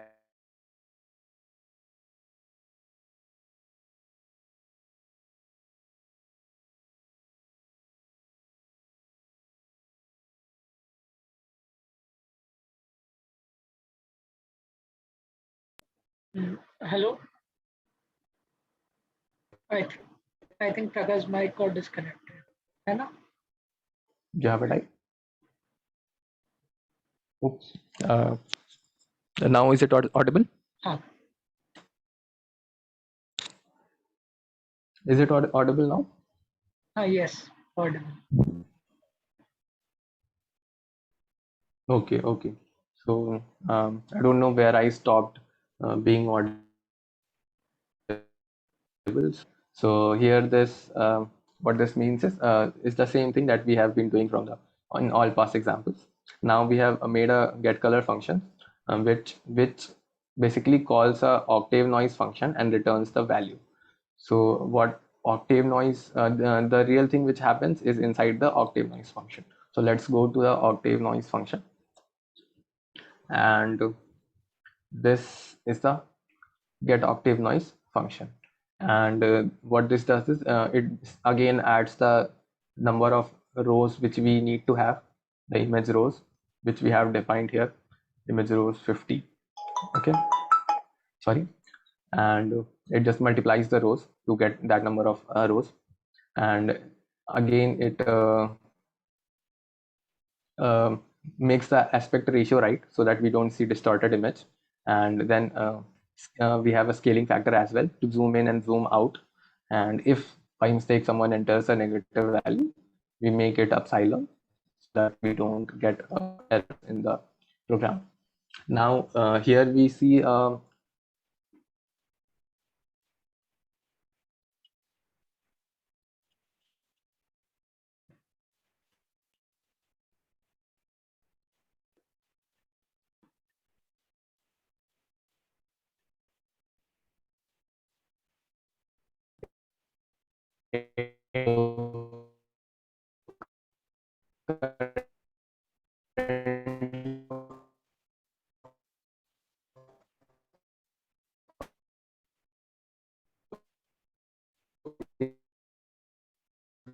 I think there's a network issue from Prakhar's side. Prakhar, can you hear me?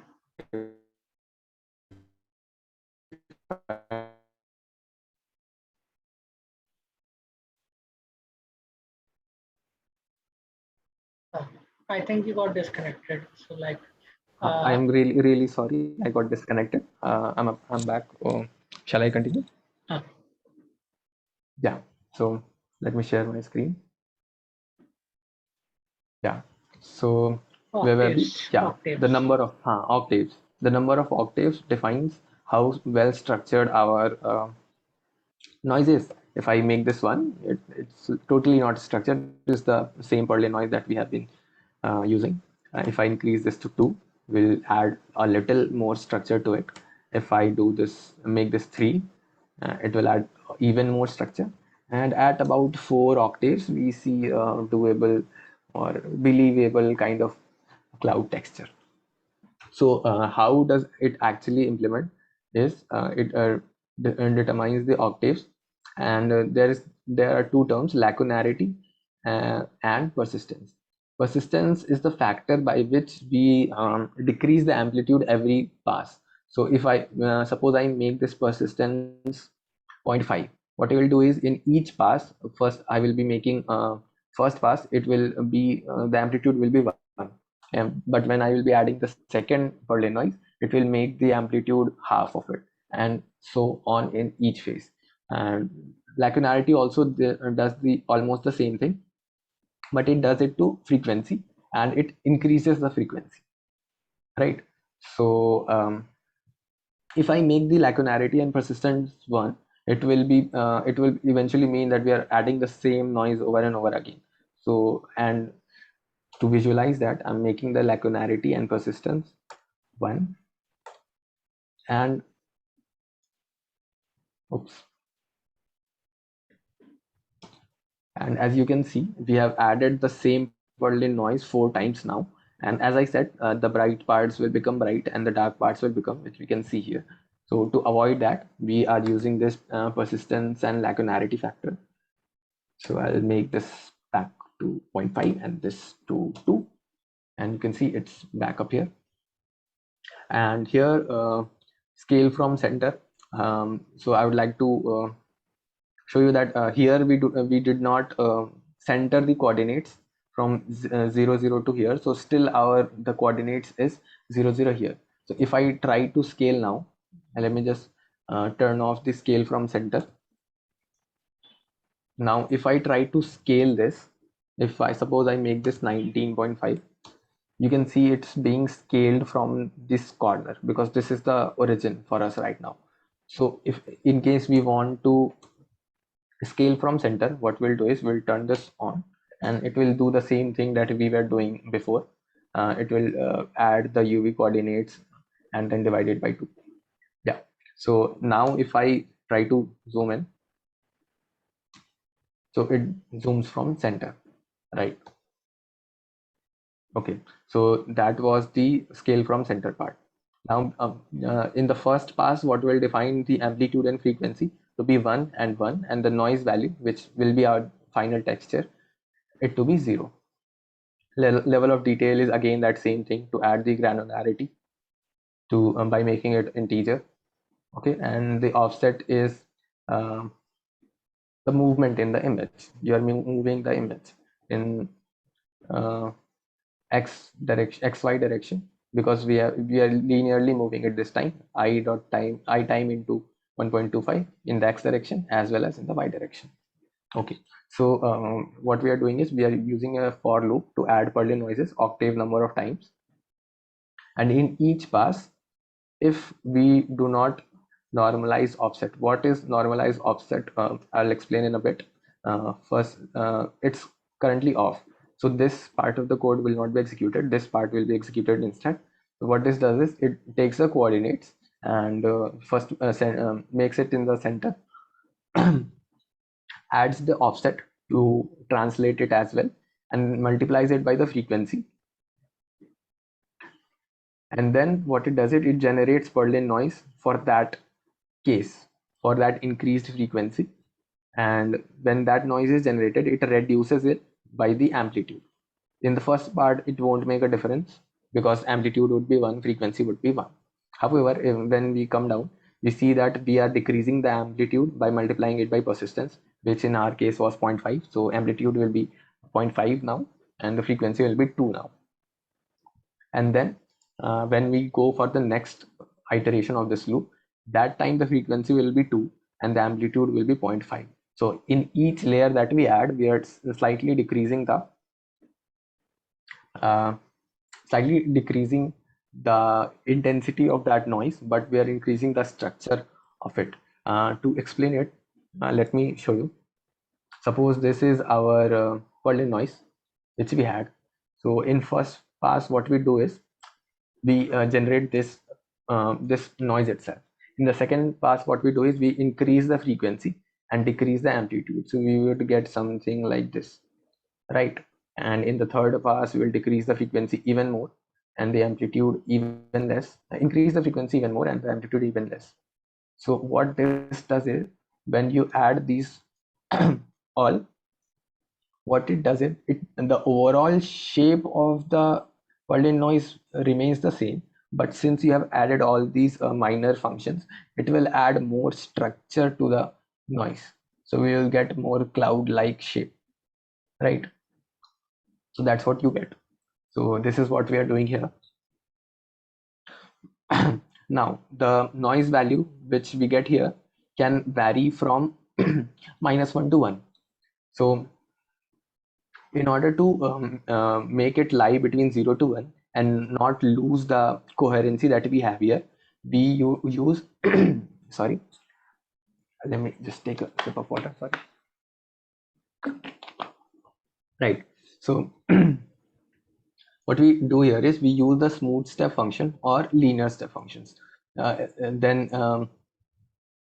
These two are very similar, but if you want more fine tuning, you can use either of these. Currently we are using linear step, and if I use smooth step, you won't see much of a difference, but there is some difference because this smoothly varies the noise on the texture. So you can use that to fine tune it. And then finally we return the noise value and give it to the screen, allotting it to track color. So this is what we get.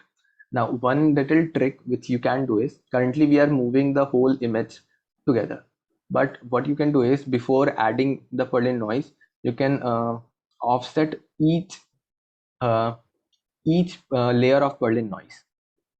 So when you offset each Perlin noise, that's what the normalize offset function was for. So if I set normalize offset to 1, what it will do is it will not run this part of the code, it will run this part of the code, and for each pass we are offsetting it as well. So now what this will do is, if I play this, now each layer is also moving upon each other, so we will get that vibe of clouds actually moving. So this is where we really implement the real world thing, right? So this is octave noise.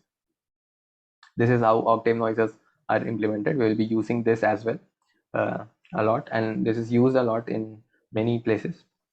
Now we will have color maps. What are color maps? Basically, if you have to generate 2D maps for your game or any different type of terrain that you see, you cannot go and draw everything by hand, every structure by hand, especially if you have an infinite world. You cannot do that. So in order to overcome this, we use the procedural generation technique, and this as well uses the octave noise which we generated here and using that it makes this color map. Let's see how that is done. So I'll just copy the color maps code and explain it to you. The code is basically the same with a few extra features added to it. First, just let me demo it to you how it looks. Okay, so this is our color map, and what it does is basically it's the same. You get the color UV, get some octave noise, and does something to here. So just to show you that it's literally the same octave noise that we were using, I'll first return what we are getting here. What this will do is it will skip these 2 lines and just return what octave noise we are getting. And as you can see, it's the same octave noise. So the trick that we are doing here is we are applying certain thresholds. We're saying, okay, if this is dark than a certain value, we'll allot it a certain color. And if it's brighter than certain value, we will allot it a certain color, and so and so. So for that, we have defined a few regions like deep ocean, coast, plains, etc. And we have defined the threshold value.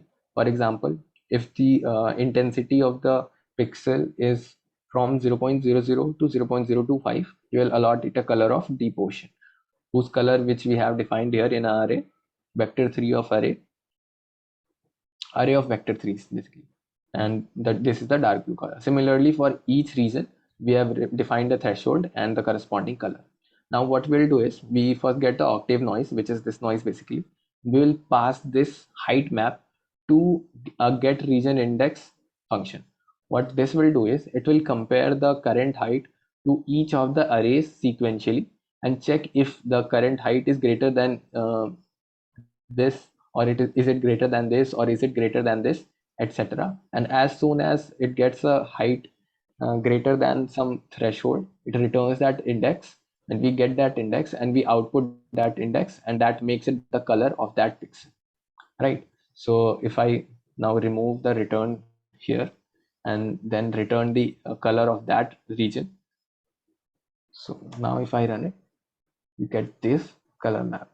Now here the normal offset is on, so you don't get this static maps, so we can turn that off.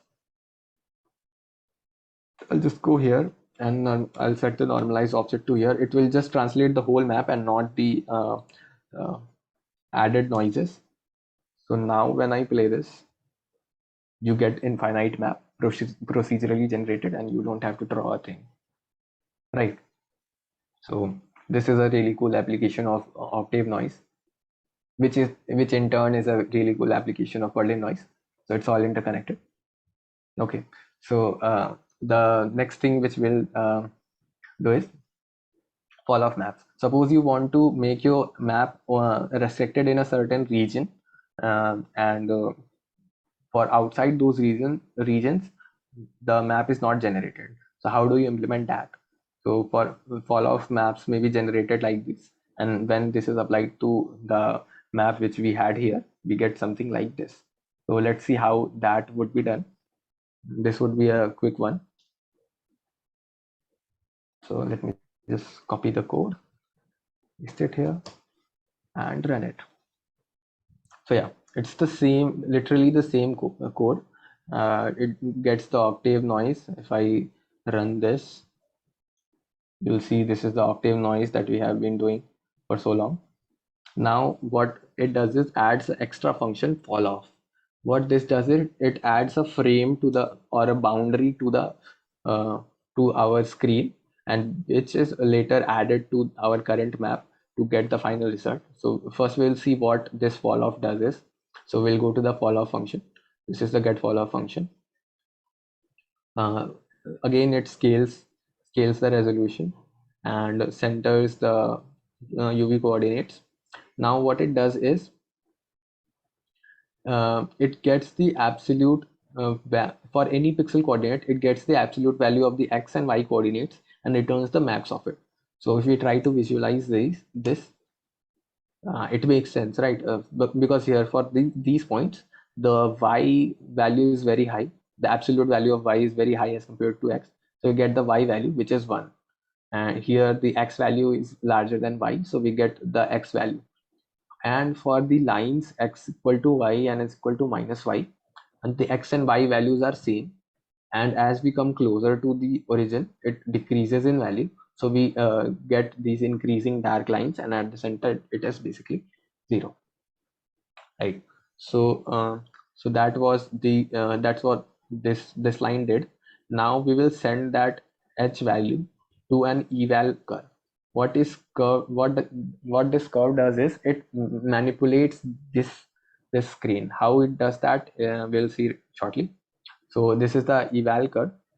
It takes the height and it uses two variables a and b, which is equal to the fall off curve and fall off shift. Okay, so if I make the fall off curve and fall off shift 1, we'll get the original one. So basically it does nothing if it's 1 or 1 and 1. So the fall off curve is in denominator, it is raised to the power a, the value is raised to the power a. So if we increase the a to, let's say, 2, what it does is it makes the points closer to 0 even more closer to 0, and the points closer to 1 even more closer to 1. So the black region is extended as well as the white region is extended. So let's say I make it 6, so the points closer to 0 are literally almost black, there is no difference, and the white region are almost white, there is a less of this gradient, right? And then we have b is in the denominator and what this does is it makes the white regions go black by reducing its value. So if I increase this, let's say 2, you can see the white regions are shifted in a way to zoom out in kind of a way. So if I do 10, maybe I get this kind of frame which looks acceptable to me. So maybe we'll use this as our border. So this was the eval curve which returns this. Now yeah, so the fall off does that, it makes these in this border. Now it's time for us to merge these two things, the octave noise which we were getting and the fall off. So there are basically two ways of doing this. First is you just subtract the h2, which is the fall off, from our octave noise. What this will do is you have your octave noise here, and here the value of h2 is 0, it's all black, right? So if you subtract 0 from it, nothing will happen to it, so the octave noise will remain as is here. But in the white regions, whatever value of h you have, if you subtract 1 from it, it will become negative, because h varies from 0 to 1, right? So if it becomes negative, the shader treats it as 0. Okay, because the value of the color can vary only from 0 to 1. So if we subtract it, and now if I return the value, so we should see the octave restricted in this region. That's what we see. Another way to do this would be multiply h by the inverse kind of thing of h2. What this will do is it will do basically the same thing. H2 was 0 for black regions and white for 1 for white regions. Subtracting it from 1 basically inverts it. Now we have white region in the main part and the border becomes black. So when I multiply it by h, so the whatever data we have for the edges, it gets multiplied by 0 and we get a 0, and whatever data we have for the mid part, that gets multiplied by 1 or close to 1 values. So we retain the texture which we had. So now if I run this, oops, we have to make it a float, sorry. Yeah, so that's what this does. It's the same thing, and there were two things. Now again, if I comment it out and get the index of that region depending on what threshold we have and return that color, you get this map. Now if you play this is what you have. Again, you can turn off the normalize thing, normalize offset, so that the details are not changing every second, and you get constant maps restricted between any two regions, and you can make this frame any way you like. Okay, so this was all about fall off maps. Okay, so now we come to other forms of noise. So I'll be going a little quicker now because we have a less time left. So there are other forms of noise also which might be interesting looking, and we can use it at some places. This is called Voronoi noise. It looks more organic and cell-like. It has cell-like structures, and this is comparatively easy to make as compared to Perlin noise. It has a lot less of code. So let's see how that is implemented. So I'll just go to my GitHub, copy the code, paste it here, and let me just scale it up a bit. Yeah, so this is our Voronoi noise. So the basic concept of Voronoi noise is what you do is suppose this is our grid, and we take a random point P here. What we do is we define a grid around it, and then we find out every grid adjacent to it.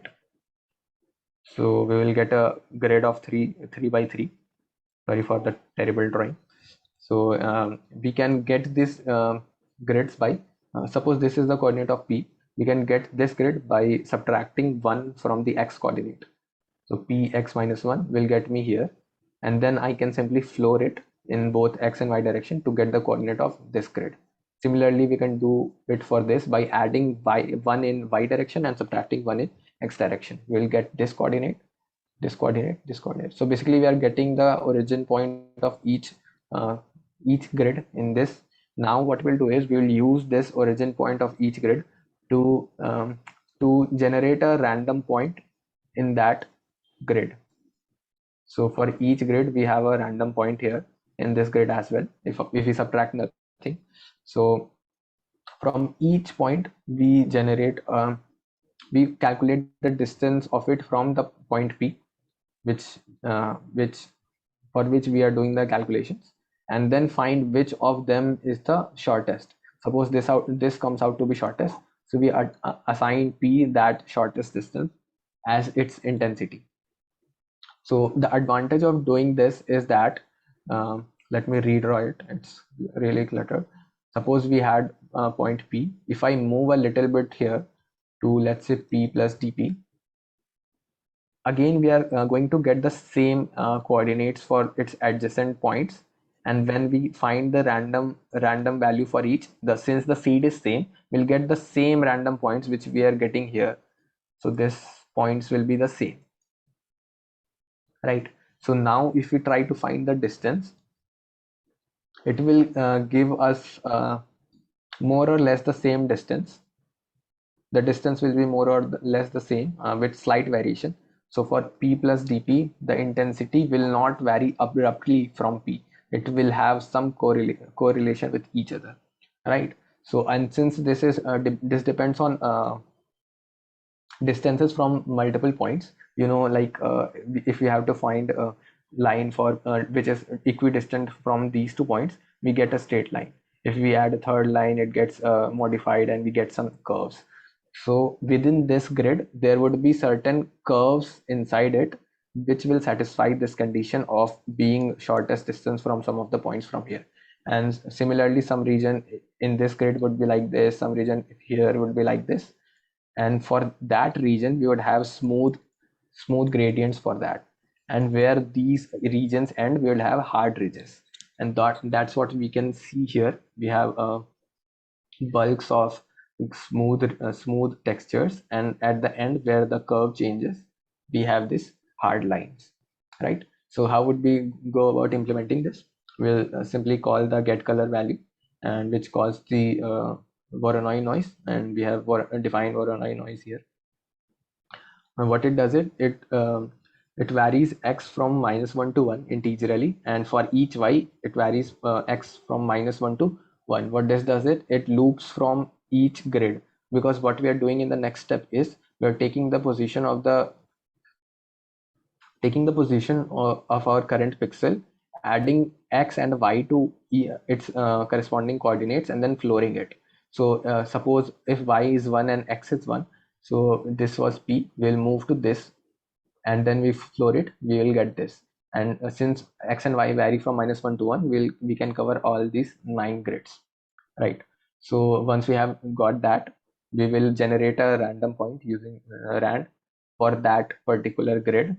And then we currently offset, I'll get back to offset. What offset does, it simply just shakes these cells, individual cells. So we'll ignore that for the time being.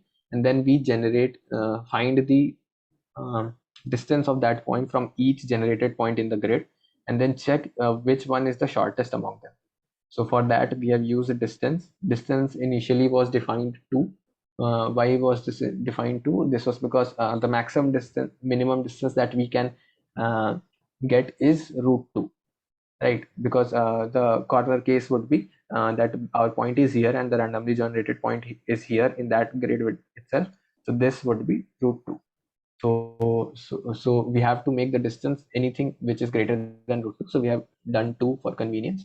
So as soon as we get the shorter distance, that distance can vary from 0 to √2. So in order to be able to use it in the color, we normalize it. We divide it by square root of 2 so that we get the distance from 0 to 1, which will return here, which will return here, and which we will allot it on the screen. And that's what we see here. Offset basically varies the position slightly so that we get this shaking type of effect here. It uses random point which we had gotten and the sine function and cos function here. Okay, so this was Voronoi noise, which this also will be using in the final application. So latch on to that. Then we come to fractal noise. I'll just go through this cursorily. Fractal noise is okay. So fractal noise is generated from that same Perlin noise that we had, octave noise that we had made earlier. So let me show how it's done. Why we are calling this fractal noise is it has fractal like structure. As you can notice here, it has the ridges here which are very sharp and defined. So what we did here was, yeah, so what we did here was this is the fractal height function. Yeah, is anyone saying something? Okay, let me continue. So there is this get fractal noise. What this does is, it's basically the same as the octave function, which you can see here. It's literally the same code. There's not even single difference except this.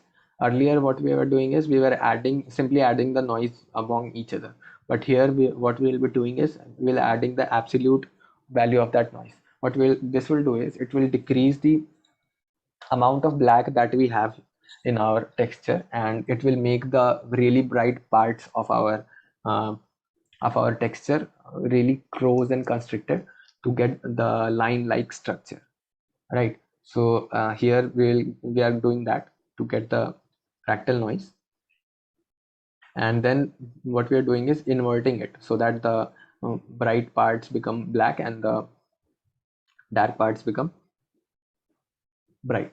Okay, and to really accentuate it, we are raising the edge to the power to some sharpness which we have defined here. So if I increase this, let's say to 9, what this does is it makes the black parts even darker and the white parts even whiter.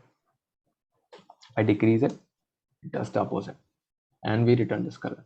And one more thing which you might have noticed is the texture is swirling among itself. So to do that, what we have done here is we have defined a rotation matrix for the coordinates, and here we just multiply that position with that rotation matrix to rotate it and add a shift to it, so that we get this swirling function, and it looks it gets fractal like effect. So this was fractals. And if you want to play around with it, you can go ahead to our GitHub and use the code there. Now we'll come to the actual implementation of how we can use all the types of noises that we have learned here to make these kinds of shaders. So first is water shader. Water shader is made using Voronoi texture basically. So let me show you how it's done. Yeah, so this is our water texture, and you can see the same Voronoi noise function that we had used earlier is used here. What it does is it offsets it for moving. That's the same stuff, and it gets the Voronoi noise, clamps it from 0 to 1 just as we were doing before, and then it raises it to the power p. What this does is just as we were doing in the fractal noise thing, it makes the dark parts go even darker and highlights the really bright parts only. So if I increase the p here, if I make it, let's say 7, you'll see that most of it becomes sky blue and only highlights are really less. If I decrease it, I make it 1, you can see that the underlying Voronoi texture comes out.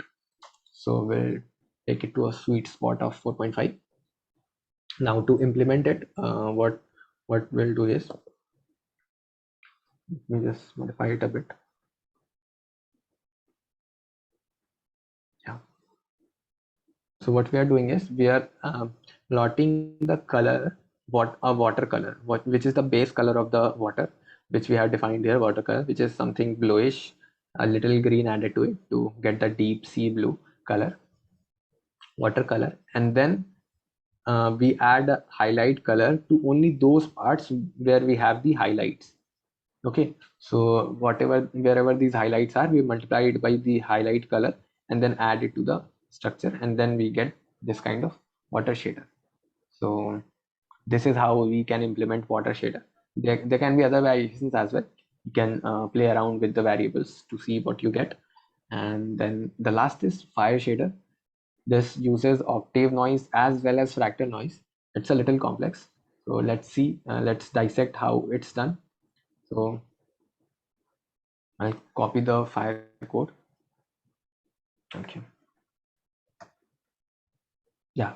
So this again uses that same octave noise which we were using. So to show you that it's literally the same thing, I'm just gonna return that octave noise function here, and it's defined the same as previous ones. So here is our octave noise. The only difference in the octave noise here is that we are now translating it only in the y direction and not in the x direction.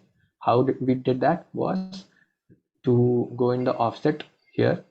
Earlier you must have noticed this was 1.25 in the x direction, so we could move in the x direction as well, but now we have made it 0, so we could not translate in the x direction. It goes only up in y direction.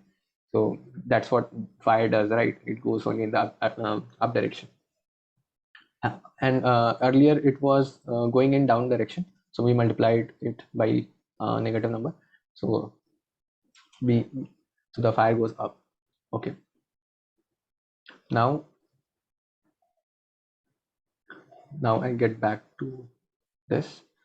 Now what I will be doing is I'll be adding a fractal noise to it. What the fractal noise would do is add even more hard defined structures to it. This is very loose, right? This looks like clouds. So to give it more structure, I'll add the fractal height. And what kind of fractal height is this?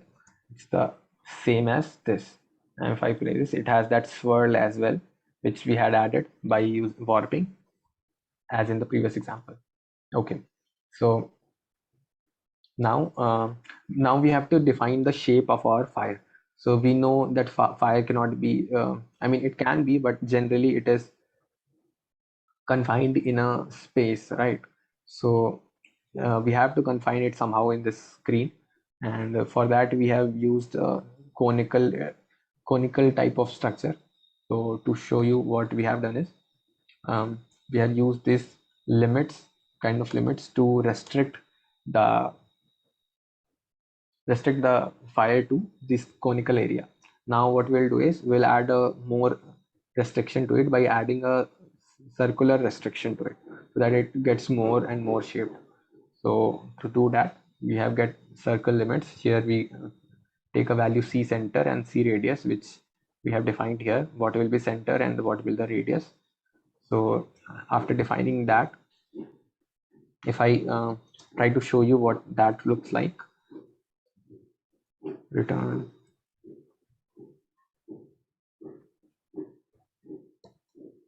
So this is the circle which we'll be adding in addition to the cone that we have made. So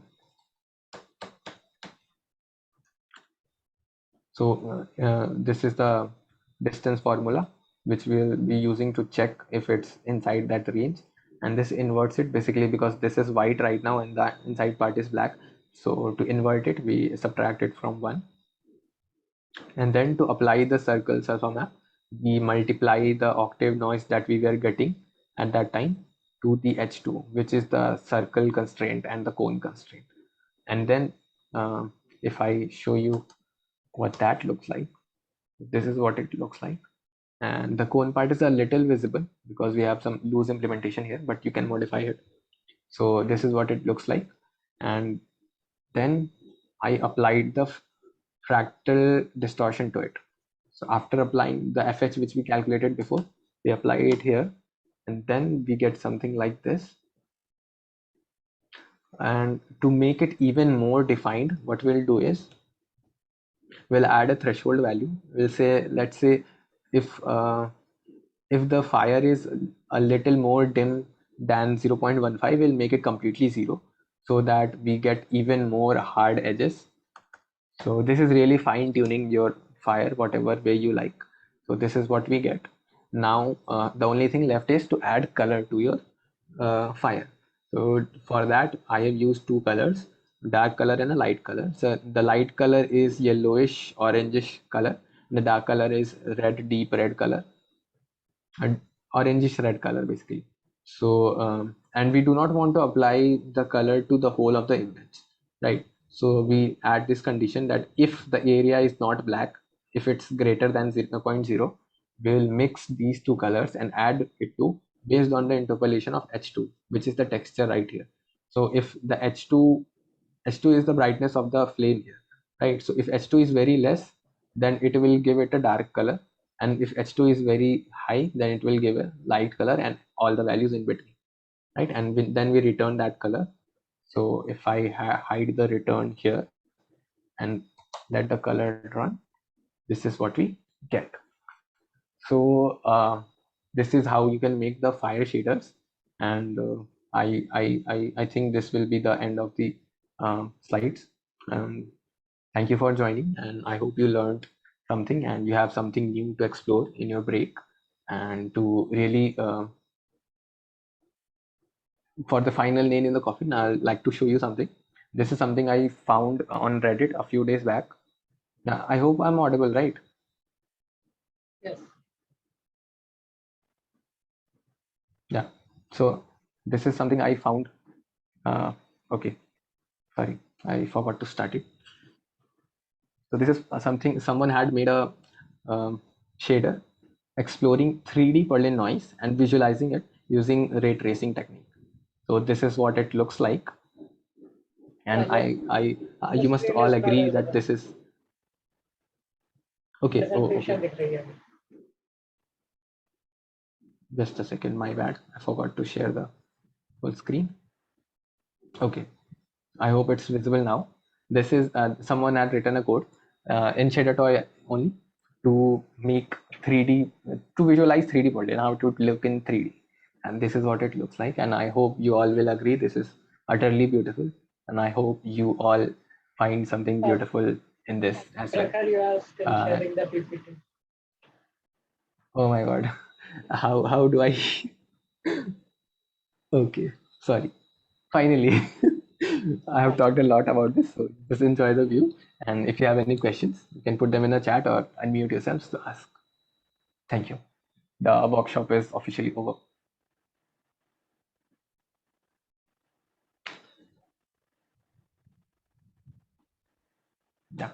Over to you, Siddharth. So like this is was a session on procedural generation. Mostly whatever work that we are generating in Blender or in Unity, etc., we will be using some type of procedural texture, like either using a Perlin noise or Voronoi noise or fractal noise. And by combining these textures, we generate various things. Like one practical example that we gave was generating 2D maps. So that can be generated using a Perlin noise. Or if we want to create some other type of things, like the water shader and the fire shader, that is generated using the fractal noise or the Voronoi.